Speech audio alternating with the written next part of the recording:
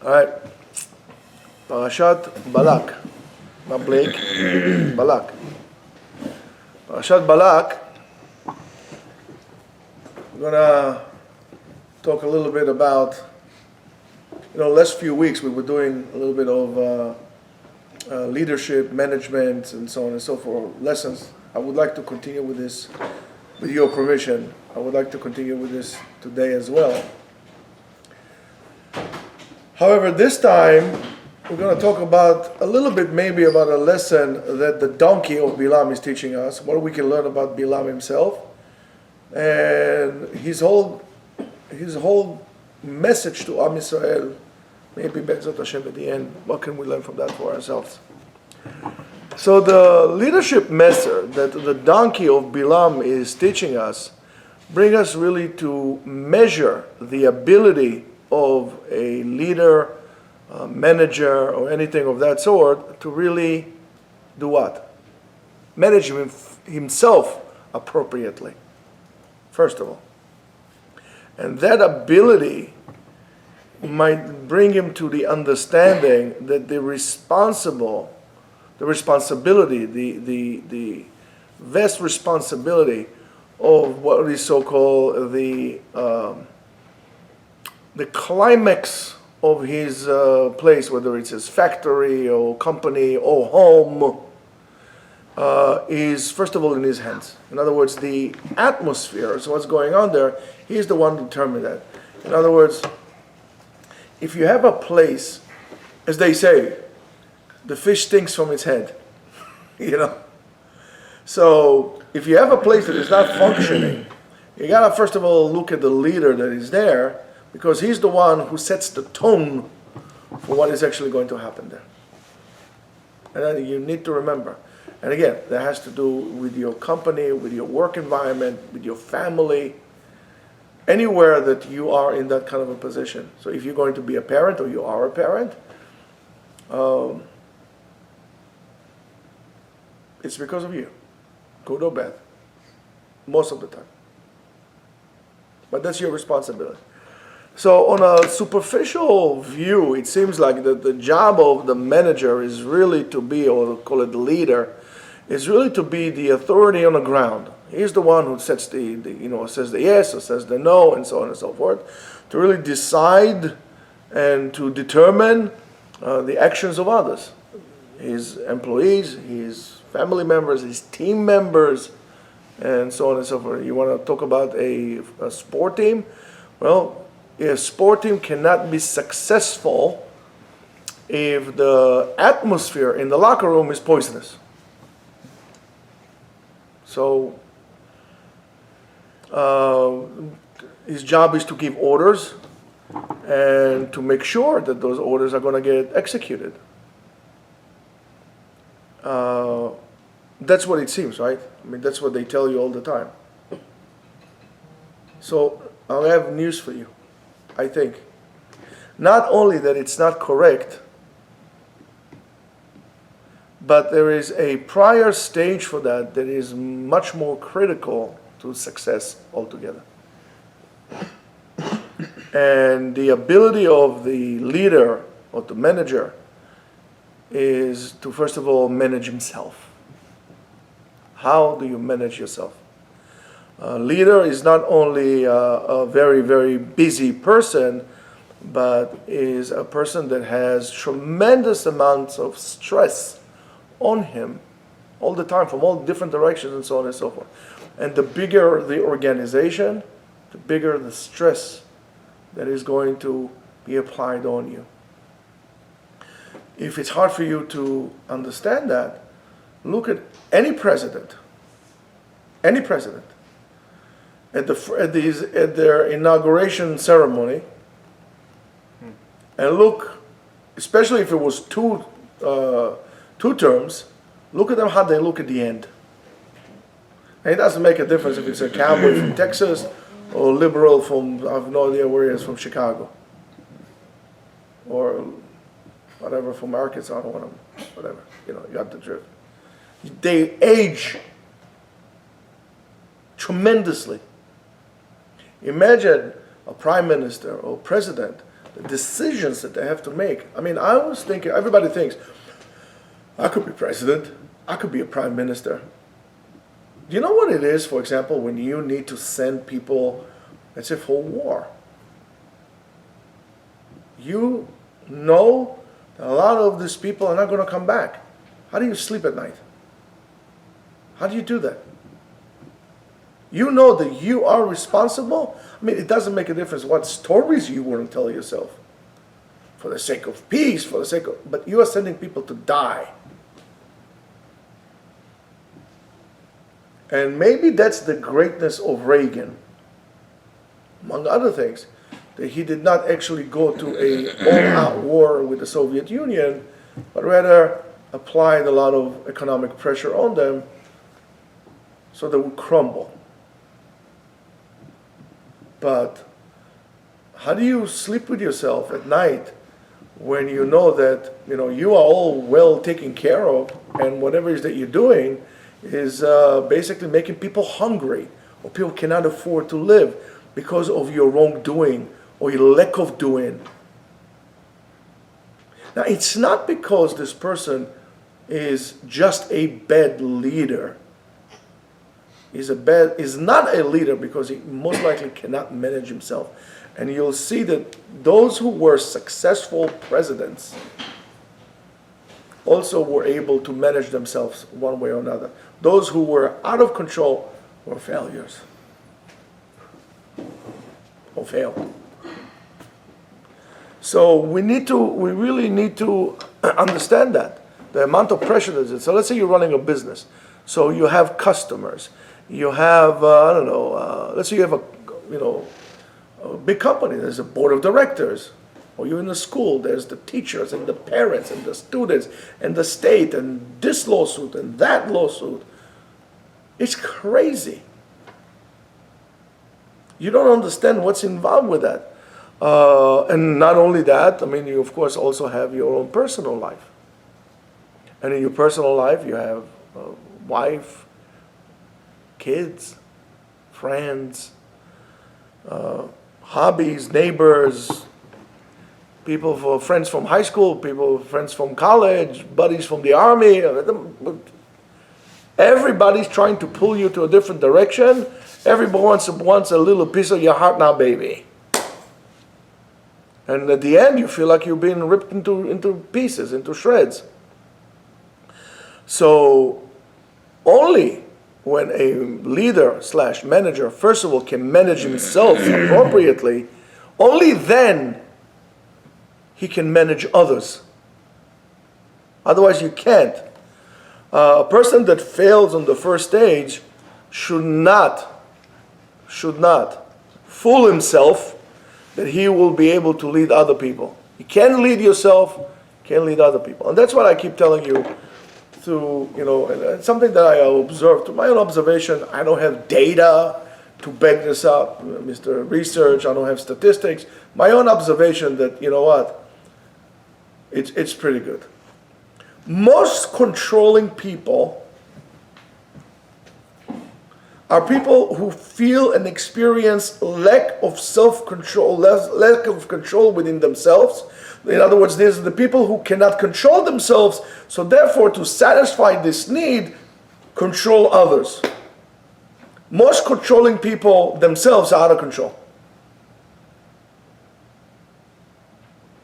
Since I didn't do a research, I'm saying most, I didn't say all. But that's usually like this. The more controlling the person, the less you know that he's out of control for himself. And therefore you should make a quick assessment and go 180 degrees to the other side. So, because it's going to bring you down. And a person that is not able to guard and to identify within himself those processes that are happening all the time, his urges, his directions, his intentions, and so on and so forth, is not going to be able to manage others, most likely because he would not going to be able to identify their motives and the reasons why they're doing certain things, and then it's going to fail, which we spoke about last week also. So as when managers or leaders and so on fail, that the workers would see that they're not appropriately operating, or the people are not appropriate, and therefore they're going to find scapegoats. Either the worker is going to find the scapegoats, or the board of directors is going to find a scapegoat. Oh, sorry, I said skateboard. Scapegoats. Or you, as a manager, will find your scapegoat to get rid of the person that you put all the blame on him. Meanwhile, the blame is on you. The blame is on you. You are the cause for the failure. So there are, for example, managers who would scream and yell and threaten and even fire people. And they would never take the blame for themselves, instead of really understanding what causes to this catastrophe, to really assess, to sit down, assess, do post-op, like in every good unit, and the better the unit, the military unit, the more they do a pre and post-op. At the beginning, everybody in those tier 1 units, everybody sits down. There's the commanding officer says that's the objective of the mission, and that's how we're going to do here, and this we're going to do there. And then they says, okay, anybody has anything to say? And you can have a guy who would say, well, I think it's wrong, and then you'll get the stage, and they would listen to you and say, okay, that's a good idea. Let's run with it. And then when come back, whether the mission was a success or the mission was a failure, they do a post-op. They sit down and they see exactly what worked, what didn't work. Because sometimes the mission worked and was a success, but there were a lot of mistakes or lucky strikes along the way that could have turned into a catastrophe within a second. So they do this self-interrogation. What happened? What did you do? What happened with this? And so on and so forth. And that's why those entities are tier 1 special ops. They're unique. But that's what we all should be doing, as Jews especially. When we at night, before we go to bed, we says, Hashamti, Chatati, Aviti, Pashati, you're basically making a post-op for yourself. What did you do today? What did you screw up today? What didn't you do right today? And so on and so forth. Was that a good day? Yes, no. Could have been better? Yes, no. What could I do therefore to make it better tomorrow? Because you all go to sleep, you wake up like a bunch of cows. You never think about what you're doing. All you do is eat, whatever, and sleep, and get up, go to work, go to do your work, you plow your fields, whatever. That's like no more than a cow. We were given this intellect to do so. Now, the warning that we were just talking about, we find in this week's Parashat. And we find it specifically from a very simple animal. Balaam's donkey. Or also known, how do you say female donkey in English? Pardon? English. Jenny. Right? And that Jenny, the donkey, from the moment that Balaam is riding it to his journey, she started to go zigzag, going its own way, until the point that she actually crushed his leg on a wall. So a moment before, this desperate Balaam is taking his sword and he wants to kill his misbehaved donkey. The donkey turns to him and she speaks to him clearly, in a clear language, in order to understand why exactly you're doing it. And it says, Shmana, listen, buddy, says the donkey. He said, we're working here together, you riding me and I'm whatever, not from yesterday. And I was always good for you, and I was always loyal to you, and I always did my job the best possible way. So you really need to understand that this time, if I decided to go to a different way than you wanted, most likely there's a good reason for me to do that. Don't you think about it? And even if not, even if you didn't figure out that reason by yourself, well, at least you need to understand that something is wrong. One second, this donkey always did whatever I wanted from it. Never said no to me. Always handed herself over to me to do whatever I want. Why is it going this way? Something, the animal is feeling something. I saw a funny clip somebody sent me to me. There's a guy, I don't know, Chinese guy, whatever it is, I don't know. He goes on a road, the road goes like this, and he paints, like, really beautifully, masterfully, a whole flock of whatever it is, of snakes. It looks like they're crossing the road. And he just puts a camera to see. So you see a guy driving with his scooter, all of a sudden he goes, "Whoa!" Goes like this. Then a dog comes. The dog comes running. The dog was running. Dog was running. He stops, turns around, it goes like this. So animals feel. Animals feel when there's an earthquake. They bark, they do this. So if this donkey is doing everything all this time, did everything right, now that it's trying to go the other way, well, something is, wait up, just stop 1 second, Bilam, and just think about what's going on here. So,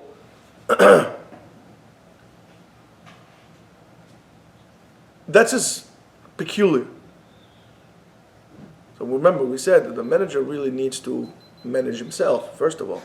So Balak, Rabbi Yitzchak Arama, says that the claim of the donkey is as follows. Bilam showed failure of leadership. He didn't show good leadership. He showed bad leadership.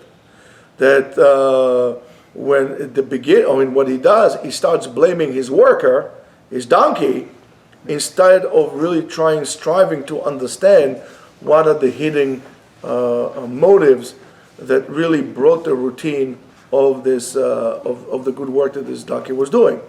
Bilam, Chazal said, was a model for a rotten man which was a very immoral man in any parameter, in all aspects of his life. He was bad. He was bad to the bone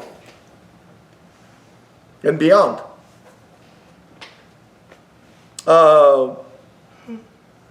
In Pirkei Avot really analyzes the personality of Bilam. He says he has ayin ra'ah. He has bad eyes. There's nothing. He's a negative person. Always sees bad. Doesn't see anything good. He's arrogant. He's immersed with physical desires. He's spoiled also. In a way, there's a little Bilam in all of us. And we need to understand that. Or, if we're going to use it, he was jealous. He likes the dulce vita, like the good life. He was arrogant. He was egocentric. It's like these people who make themselves, they have nothing better to do in life. Then all of a sudden they decided, nobody's paying attention to me, so let me make myself an Av Beit Din. Right? I'm going to make myself a cheese rabbi of I don't know what, West Mongolia, just to have those titles because I feel I have the need, and it was not for speed, but rather the need for power, because nobody pays attention to me. I'm bad, and I'm going to do whatever I can so you would not succeed. It's bad. Right, Jonathan? Sounds familiar. So, a person like this, you should know, cannot lead. He's being led. And what's leading him is his weaknesses. So if you're such a person, you cannot be a leader. And that's why I keep telling you many times. People say to me, "Oh, Rabbi, I'm already getting older. I need to get married." But if you don't possess minimal leadership skills of yourself, if you cannot minimally manage your own self, I know what everybody's going to scream, but do yourself a favor, don't get married, because you're going to ruin somebody else's life. You have no business getting married. You're a grown, imbecile child. There's no business being married. You need to understand that, first of all, to be a leader, you need to assume responsibility. If you are not willing to take responsibility for your actions, don't get married. You got to be mature, responsible, selfless, kind, brave, and without saying over and over again, disciplined. If you can't do that, please don't get married. Don't get married. So instead of doing so, you know, what does he do? He blames his donkey again. Bilam blames his donkey, and he's, you know, and he cannot even lead his own donkey. In Hebrew, donkey is called chamor. Chamor mishum chomer, materialism. He was motivated. So here the donkey, we can take an analogy of it and say that Bilam was riding his motive, his catalyst inside of him was materialism, uncontrolled materialistic desire.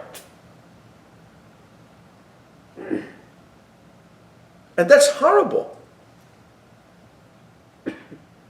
You can lead yourself. So it's not just a donkey. It's a representation of what he is inside. He doesn't care that his son would not go to yeshiva, but he needs to drive a BMW with atomic nuclear reactor inside. I don't know. They'll spend them, I don't know how many, like $2,000 a month to lease, but his son to yeshiva, he will not send. Kind of a thing like that. He's, you know, and that's the message, by the way, that we get to it towards the end. So that behema, right, that donkey, or his chumriyut, materialistic, went to whatever he wanted to go, right, or whatever he felt it should go, even if it was against what the boss was telling it, right, because the guy who was writing it did not transmit authority. Not tyranny, but authority. It was not a model. So therefore, first of all, a leader should be a model. You cannot expect from others what you don't expect from yourself. At least. If you don't expect anything from yourself, how do you want others to do it? What kind of a model do you give them? What kind of example you give them? It's the same thing. If you want your son to learn, you know what? Go to yeshiva to learn yourself. Take responsibility for your actions. People look at you. So, a person that cannot really manage himself, there was Bilam. You know, a little bit of Tavat Betza, how you say, greed or honor. Right? The people say, Bilam, man, you're the best. You're the best cursor. You're the best sorcerer. Right? Just a little bit, man. Right? He was willing to do so, to kill a whole nation. Just that he would say he's the best. Many leaders are like this. They'll sell their mother so they will be engraved and written in the books of history.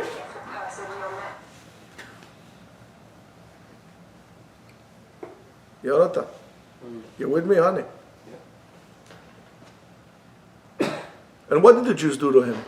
Anything bad? Nothing. They didn't do anything to him. How are you willing to do so? Well, it's my honor. I want it to be written.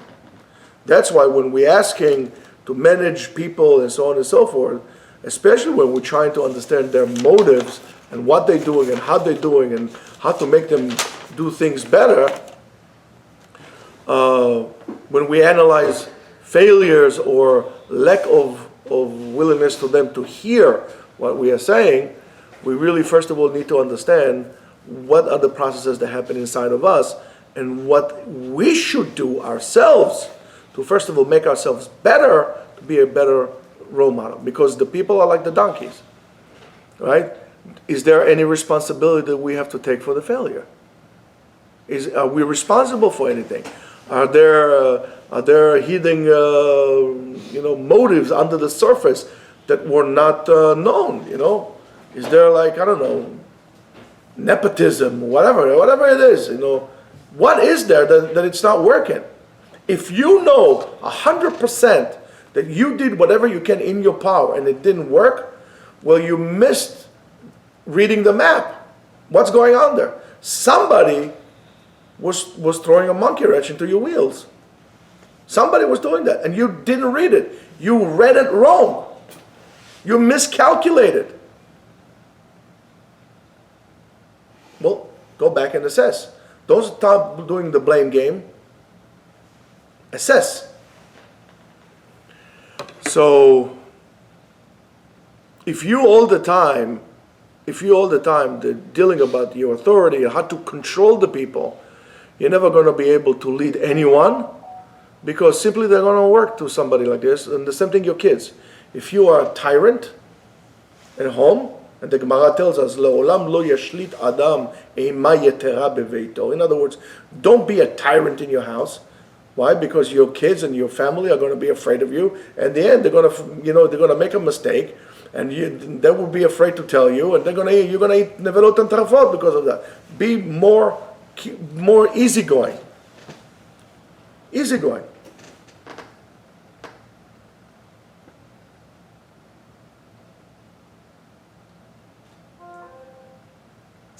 I'll tell you a story. My mother's father was a superman. I mean, really, like Yoni, please.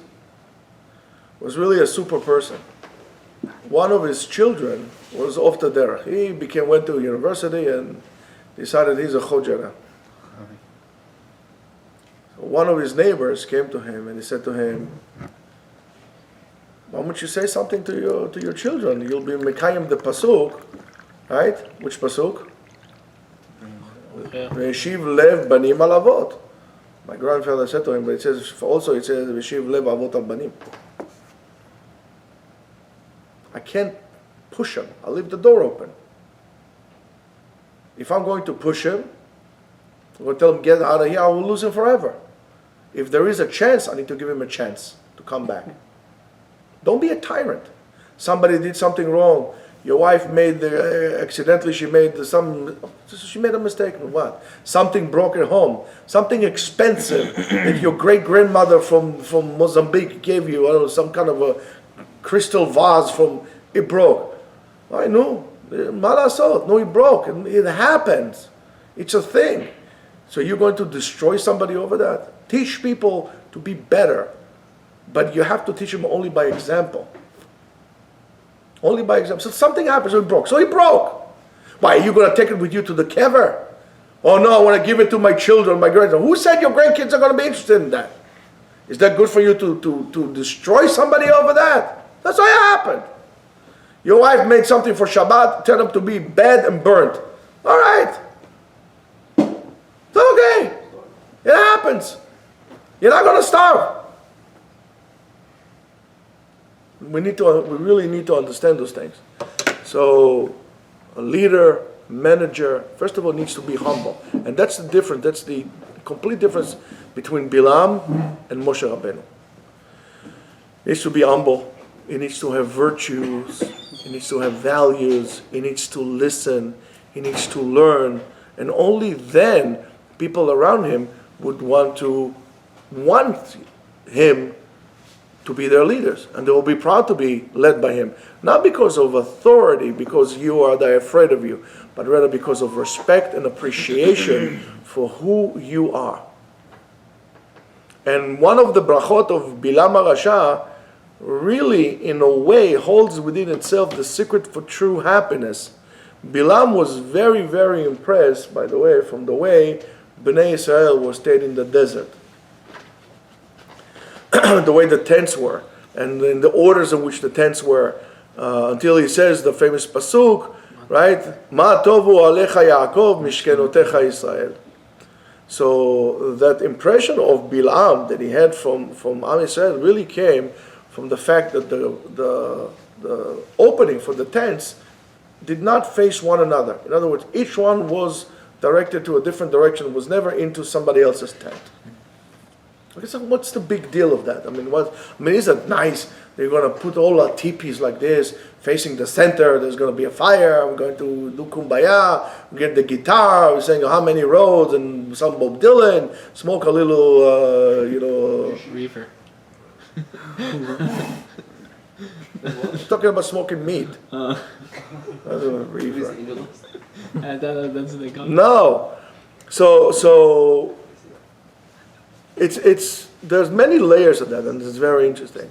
And really, in the simple explanation to that, there is an expression for Am Yisrael really keeping the tzniut of the family, the privacy of the family, which is something very important. Am Yisrael is known for tzniut. And they're really preventing themselves from looking into the tent of the other people. But if you look deeper for that, there's really here an expression for a whole entire world view that really could bring you, and listen to me, especially you guys who are belong to communities that like to do things, you listen carefully to what I'm saying now. And really, really pay attention. Understanding that can really bring you to happiness and to really internal happiness and contentment. So building the tent in such a structure that every tent was standing by itself and was not facing one another really resembles and expresses the fact that each and every one of us has a certain truth and a certain way of life that is set and unique for him. What's good for me is not necessarily good for you, and that's good, which I tell you many times.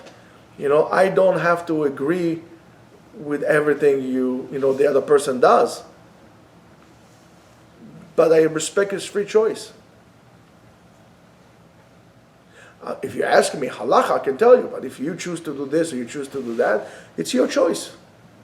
I respect the fact that you had a free choice. I might not respect your decision, but your ability to choose, well, that's your choice. That's your choice. And that has to do with who your children will find as a spouse, whether you like them or you don't like them. You need to understand that that's their choice. You need to let go, especially when it comes to kids. They might cause you a lot of pain and agony, but that's their choice. You can't micromanage everybody's life. So that's something that is very, very important. We all, of course, as I said to you before, bound to halacha and bound to morals and ethics, but the way in which we express our personality is completely different than the other person next to us. And that we need to understand that. And that's wrong, I think, when we try to make everybody the same thing. Everybody like little pigs or penguins banging on our heads like with little drums, We can march to the whole drum. The only drum that's halacha. But the way I express it, it's different. It's very interesting. My wife had a month ago or so. She had a birthday, so the kids arranged a whole thing. Everybody came together, they sat down, they ate, and so on and so forth, and they decided to do a project. And so they took a canvas, and they had one picture, and everybody was making the picture. It was amazing to see how there were no pictures that looked like the original, and there were no pictures that were identical to one another. Each one was different. Each one was different. So, what happened? It died. It's about to, so I'm just gonna. So let it finish until it dies. I don't know if it'll go through. It'll go through. So, when we understand that each one of us is entitled and should express his personality through halacha, right?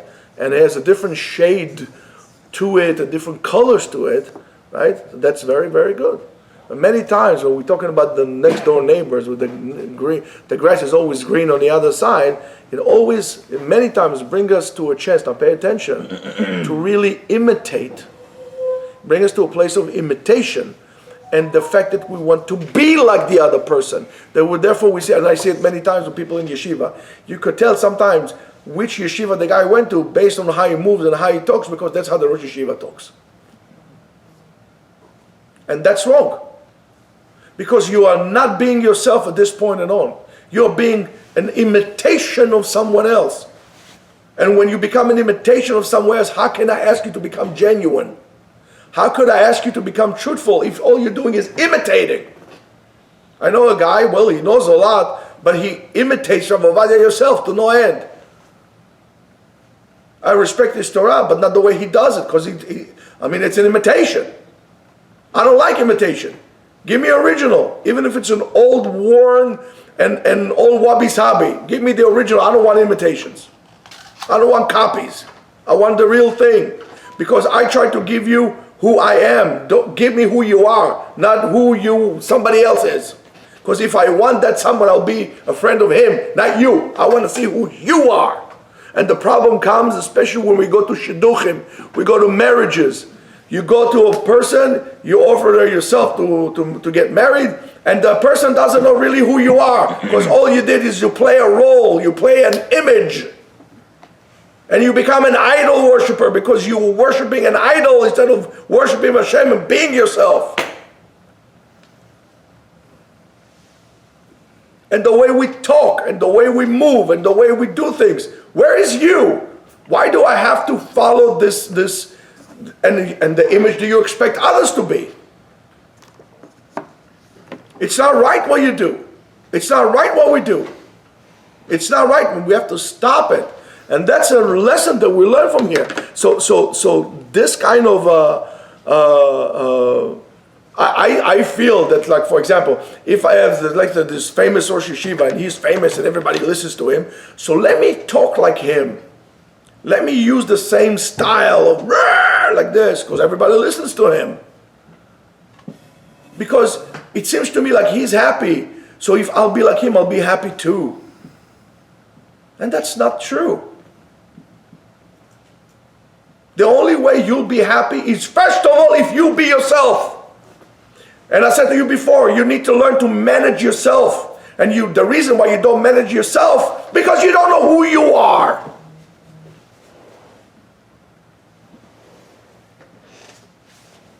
You know?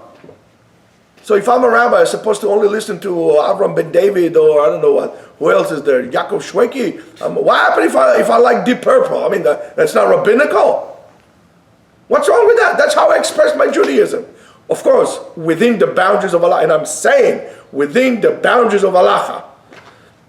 I'm not talking I'm going to be like a rainbow man now, or reconstruction because I feel like that's how, kumbaya, I'm going to hug everybody and this like this. No, I'm not talking about this. Within the boundaries of Allah, and the boundaries of Allah is vast. Express yourself within Allah. You want to wear a suruli kippah, and that's what we do here in this yeshiva. I don't tell you all got to look the same way. Look, there is a certain bare minimum which I expect you to come to dress as dignified as you can. But I don't say gotta wear a hat. You want to wear a hat, go become a cowboy. I don't really care. Come with a cowboy hat.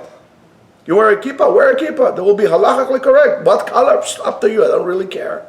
You want to wear a srugi kippah, you want to wear a big kippah, you want to wear this, as long as it's halachically appropriate. Taseh ma she'Tah would say, li ze lo echpat. I don't feel intimidated by you wearing a different size kippah or different color kippah. Doesn't bother me. You ask me why I wear this kippah? Because it's good. Doesn't move off my head. I like it like this. I like it. I hate those things with the bobby pins. It pulls my hair. I hate it. Don't like it. I look like a retard with this bobby pin, like this. Give me a kippah like this. I'll wear it. I don't care. It's nice. Mayesh. That's gonna make me look less. Halachically is okay. You could see from all the things. It covers the whole thing. Look at beseder. So it's like a kippah, appropriate halachic kippah. Beseder, zan gesund. Beseder, yofi. Lama lo. That's a part of managing yourself. You want to know how to become a good manager? That's how you start doing this. So when we have, I'll tell you the truth, being truthful about this, that this kind of management of oneself really creates a confusion and really puts us far from really connecting to our true identity, our true unique and true identity, really puts a limit on what we could achieve, because I gotta be like, even if I gotta be like daddy. Who said you gotta be like daddy? So daddy is a successful businessman, and you decided to become a poet. Who wants to? But daddy is upset. Well, daddy has a chance in his life to do whatever you want. That's it. You want to be a poet? Go become a poet. You don't have to be like daddy. And whoever is that daddy figure for you. Or imitate. You watch movies, and that's the worst part. You look at movies, you watch it. I told you, I remember this. After it was in the, I think, 80s. I don't remember where. It was a movie, Wall Street. Right? Everybody was smoking cigars in this movie and wearing suspenders. After this movie, everybody, they wanted to, I knew this guy, he was a really cool guy, very nice, cool guy. He became an assistant menayel in the yeshiva right away, took the belt off, put suspenders on. That's how you wear suspenders. How are you not even a fan? Why are you wearing suspenders, you know? But that was the style. The whole craze about cigars started from then. Until then, you know, not so many people smoke cigars. So you watch movies, you become like that. You watch inappropriate movies, your wife becomes like that. Your daughters become like that. But you never know who you are. The Torah tells us, Mabnei Israel, Rachmanim, merciful, kind, shy, Baishanim. Busha is a good thing, to be shy, to be soft-spoken. Then they tell you, no, you got to be out there, and you got to talk about whatever you want, you know. Shtuyot, nonsense. There's certain things. Okay, so let's say you go to therapy. The therapist wants to know everything. What are you running, like some kind of like a, you know, dirty movies or something here? There's certain things that even a therapist should not know. Sorry, therapist. Even he should not know. There's certain things only between you and God. And they should stay like this. If you want to talk about things, but, you know, also have self-respect. Boundaries, morals, Rabotai. The problem is that we teach our kids a lot of garbage. We can teach our kids about sex education in the second grade. But we don't teach our kids, no one in school, appropriate social morals. Not agenda-driven. You want to know why everything's going down the tubes? Because nobody talks about this. How to be, the word gentleman is like became the new N-word or some kind of curse. Gentleman, right away. What's the problem with being gentleman? Gentle person. Regardless of the, because we have to be to the different. I mean, first of all, the word man should not be, should be, I don't know, a gentle it, I don't know, whatever today. It's like nonsense. But I yet to see a woman, as liberal as she were, even if she 2 seconds ago she burnt her bra, that I opened the door, she didn't say thank you with a smile on her face. And if she doesn't say thank you, I say, excuse me, thank you, you're welcome. I don't have a problem. But that's who I am. You like it, you don't like it. You know, drink cold water and move on. I think it's appropriate for me to open doors for ladies, lama lo. Or for another human being. That's who I am. If it is within the boundaries of halacha, I'm there, I'm going to do whatever I want, and you're not going to tell me what to do. And if you don't like it, you don't have to agree with it. Here's a door, there are a few exits here, take a hike. Lo manien oti. I need to know who I am. If I'm really looking for the truth, I got to be truthful with who I am first of all. How can I make tshuva if I never really knew who I am? How could I do the process of tshuva if I never took responsibility? I always blame everybody. The donkey, the road, my mother, my sister, my 5th grade math teacher. It's never me. You see that things don't work. What am I doing wrong? Things don't work for you. What am I doing wrong? You're still, 33 years old, and you're still very picky about who you married. Don't wonder if you're not getting married. You're doing something wrong, mister. Or probably the mirror is broken.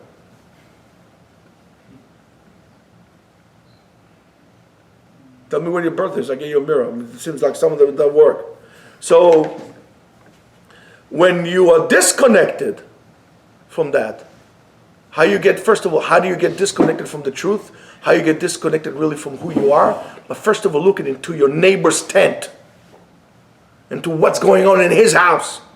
And slowly you're disconnected from yourself, from your own shoresh neshama, which is special, and you're coming to a feeling of disappointment, to depressed, so sadness. And that's going to stay within you unless you're going to really start focusing on your own self and change things around. Be truthful to who you are. So the excitement of Bilam to the doors or to the gates of Am Yisrael, the tents were not directed to one another, really came that he understood that every family in Am Yisrael is busy building its own self as the way it should be. Every family, they do like this. So if my neighbor does one thing, it doesn't mean it's good for me. I'm not saying what they're doing is bad, but it's not necessarily good for me. It's not good for my kids. It's not good for my persona, who I am. And that especially goes when you start with weddings and events. So if the guy threw a $180,000 wedding and you don't have it, and you feel, oh, they're going to say, so he's going to talk about it. So he's going to talk about that you did a wedding for $20,000. What's the big deal? If he doesn't like the food, he doesn't have to come. But that's what I am doing. Because when you don't do so, you don't live for yourself, you live for somebody else. If you look for the approval of every person out there, you're never going to get it, and you're going to live life of discontent and misery. All you got to do is, first of all, do what God wants you to do. God needs to put, the Kadosh Baruch Hu needs to put the seal of approval on your actions first of all. Not people. In your wedding, there's going to be mixed dancing? No, good. Are they going to have blood kosher food? Good. HaKadosh Baruch Hu is not interested if you spend, $180 a person, or $200 a person, or $20 a person.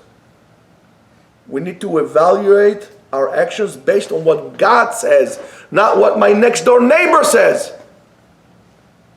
And that's a mistake that all of you are making, especially in this community. You think you're going to be happy? You're not. And then you wonder why your kids go off the derech. Why are there so many kids that go off the derech?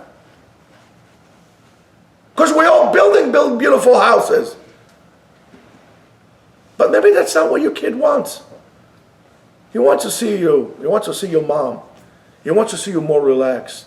If you're busy all the time, running and chasing, or he put a new balcony, okay, I'm going to put 2 balconies. He put marble, okay, I'll bring marble from Rome. You're never going to be happy because you never see the bracha in what you have. And therefore, when you're busy running around after chomriyut, like a donkey, you're not going to be able to lead your kids. No wonder your kids go off the derech. No wonder. So, that is knowing that. If you do so, it will really make you flourish and grow in your own path. You'll flourish and grow in your own path and your own pace also. And at the end, you're going to be all satisfied. And if you're going to be satisfied, you're going to be happy. You'll be able to communicate with God better. And you're going to have internal and true happiness. And that's why they say, Ena Shechina Shora. The Shechina, the divine presence, doesn't come in a place of depression, of sadness, of anger. It restricts it, doesn't want it. It can grow. If the divine presence comes to a person like this, it would shatter him. The vessel, constricting vessel, cannot withhold the expansion of true spiritual entity that comes into you. That's a tremendous lesson from this week's parasha. Tremendous lesson that comes. Listen, this Shabbat is Yud B'Tammuz. We're going to fast on Sunday, but it's a tremendous lesson to all of us. And I'm telling you, don't waste another day to look and seek other people's approval. Do what you know is right for you to do within the boundaries of halacha. You want happiness, you want success, you want all the brachot in the world. Do that and worry about yourself, first of all. Shabbat Shalom.